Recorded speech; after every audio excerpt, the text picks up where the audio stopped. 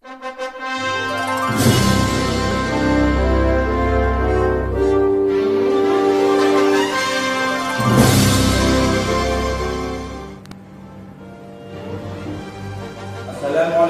warahmatullahi wabarakatuh.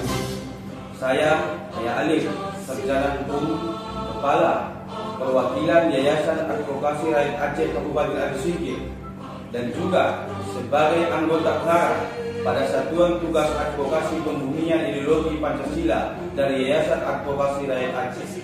Dengan ini mengajak seluruh masyarakat Indonesia, khususnya para generasi muda di Aceh, untuk selalu menjalankan norma dan nilai-nilai yang dikandung dalam Pancasila dalam melakukan aktivitas sehari-hari.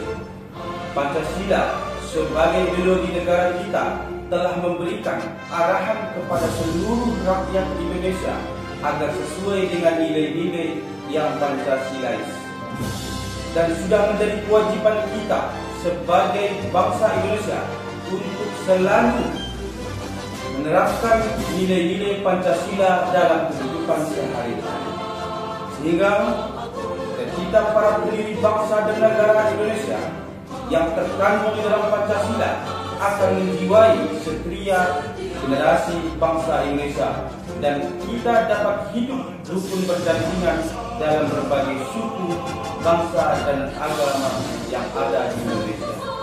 Wassalamualaikum warahmatullahi wabarakatuh. Ayo maju, ayo maju, ayo